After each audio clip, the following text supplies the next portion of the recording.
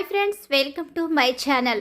అమూల్యని పెళ్లి చేసుకుంటాను అంటూ వచ్చిన వనజ కొడుకు సతీష్ షాక్లో విశ్వక్. మరి ఇదంతా ఎలా జరిగిపోతుంది? ఒకప్పుడు కాదని వెళ్ళిపోయిన ఆ కుటుంబం మళ్ళీ అమూల్య కోసం ఎందుకు వచ్చింది? అసలు ఏం జరిగింది తెలుసుకోవాలనుకుంటే వీడియోని చివరి వరకు మిస్ కాకుండా అయితే చూసేయండి. ఇల్లు ఇల్లాలు పిల్లలు సీరియల్ రాబోయే కథని ముందుగా తెలుసుకోవాలని కనుక అనుకుంటే మా ఛానల్ని సబ్స్క్రైబ్ చేసుకోండి. ఛానల్ని సబ్స్క్రైబ్ చేసుకున్న వాళ్ళకి మాత్రమే ఇల్లు ఇల్లాలు పిల్లలు రాబోయే కథ ముందుగా తెలుసుకునే అవకాశం అయితే ఉంటుంది. మా వీడియో నచ్చితే లైక్ చేయడం మాత్రం మర్చిపోకండి.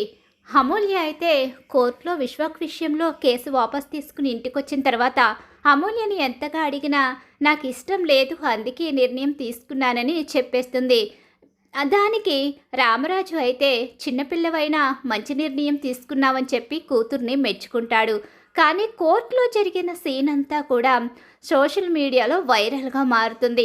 అమూల్య ఎప్పుడైతే ఒక తప్పు చేసిన వ్యక్తిని జాలిపడి వదిలేసిందో అదంతా కూడా సోషల్ మీడియాలో పెడతారు. అక్కడే ఉన్న కొంతమంది సోషల్ మీడియాలో ఆ వీడియో వైరల్గా మారి ఆ వీడియో అనేది వస్తూ ఉంటుంది.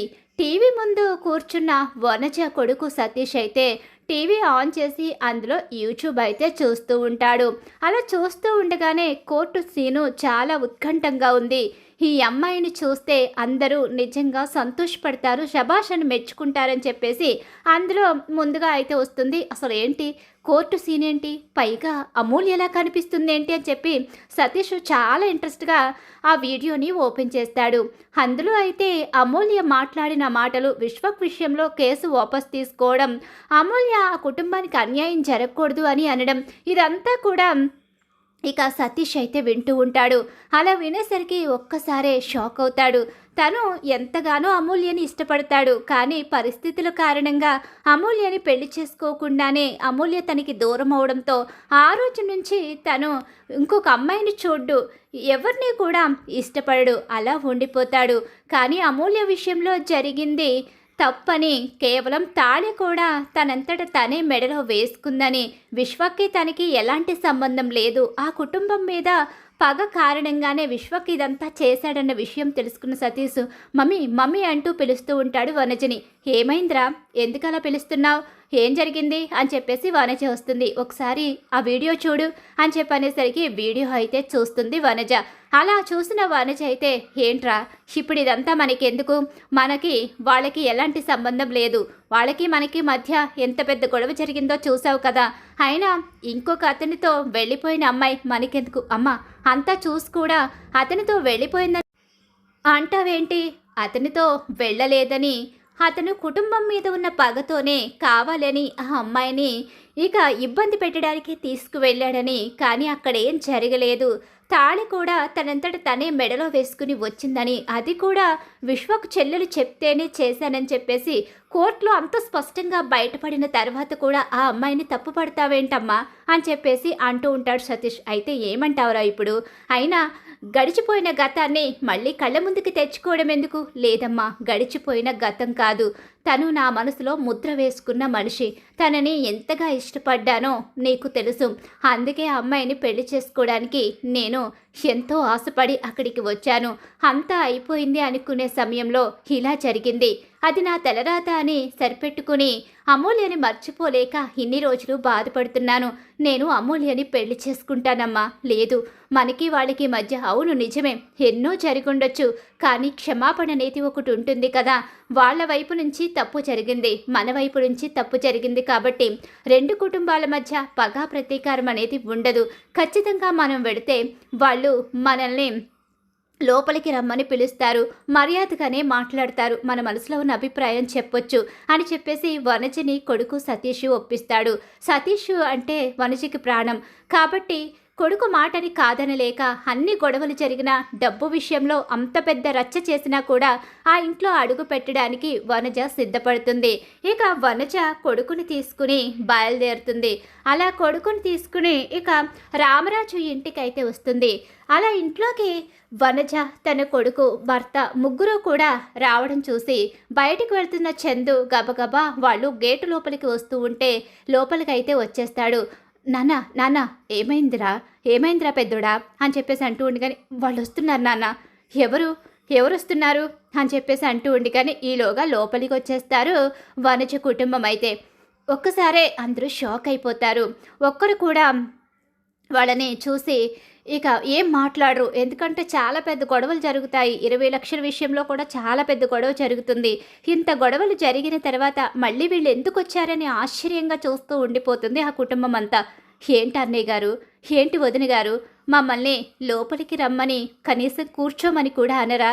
అంటే మేము మీ కంటికి రాక్షసుల్లా కనిపిస్తున్నామా అని చెప్పేసి అంటూ ఉండి కానీ అది కాదు, మీరు మీరు మేమేమీ గొడవ పడ్డానికి ఇక్కడికి రాలేదు, మాట్లాడుకోవడానికి వచ్చాను. అన్నయ్య గారు కూర్చోవచ్చా? రామ్మా కూర్చో అని చెప్పేసి ఇక వాళ్ళని కూర్చోమని చెప్తాడు రామరాజు.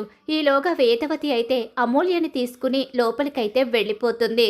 ఇక్కడ ఉండడం కరెక్ట్ కాదు అనుకున్న వేదవతి అలా లోపలికి వెళ్ళిపోయిన తర్వాత ఈలోగా ఇక్కడ వనజు కుటుంబం కూర్చోవడంతో కాఫీ తీసుకొచ్చి ఇస్తుంది ప్రేమ అయితే. అలా కాఫీ తాగిన తర్వాత ఏంటమ్మా ఇలా వచ్చారేంటి? ఏం లేదన్నయ్య, నిజమే మన కుటుంబాల మధ్య చాలా పెద్ద అగాధం ఏర్పడింది. డబ్బు విషయంలో పెద్ద గొడవ జరిగింది. ఆ రోజు అమూల్య విశ్వక్ని పెళ్లి చేసుకుంది అని, విశ్వక్ని ప్రేమించి లేచిపోయిందని చెప్పేసి మేము అపార్థం చేసుకున్నాం. కానీ ఆ సమయంలో ఎవరున్నా అలానే అనుకుంటారు కాబట్టి మేం కూడా అలానే అనుకున్నాం. కానీ అదంతా కరెక్టు కాదని, అమూల్య విశ్వక్ని పెళ్లి చేసుకోలేదని, అసలు అమూల్యకి విశ్వక్కి మధ్య ఏం జరగలేదు, రెండు కుటుంబాల మధ్య ఉన్న పగ కారణంగానే ఇదంతా జరిగిందని మాకు నిన్ననే తెలిసింది అన్నయ్య. ఏంటమ్మా ఇప్పుడు ఏంటి అసలు అన్నయ్య?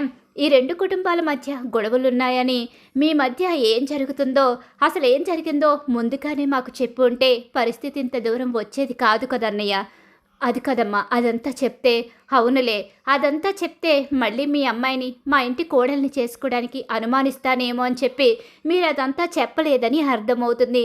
అప్పుడు మీరు ఎంత స్ట్రెయిన్ అనుభవించారో, మీరు గుండెపోటుకి కూడా గురయ్యారన్న విషయం తెలిసింది. కానీ అప్పుడున్న పగ ప్రతీకారం కారణంగా నేను రాలేకపోయాను. ఇప్పుడు క్షమించమని అడుగుతున్నాను. లేదమ్మా, మీరు నన్ను క్షమాపణ అడగడం ఏంటి? మా కారణంగా మీ అబ్బాయి పెళ్ళి ఆగిపోయింది, మేమే మిమ్మల్ని క్షమాపణ అడగాలి. లేదు, ఇక రెండు కుటుంబాల మధ్య క్షమాపణ చెప్పుకోవడానికి తావు లేదు. ఇప్పుడు నేను వచ్చింది క్షమాపణ చెప్పడానికో మీ నుంచి క్షమాపణ కోరడానికో కాదు. మా వాడు ఇంకా మీ అమ్మాయినే ఇష్టపడుతున్నాడు, మీ అమ్మాయి కావాలని కోరుకుంటున్నాడు, తనని పెళ్లి చేసుకుంటాను అంటున్నాడు అనేసరికి అందరూ షాక్ అవుతారు.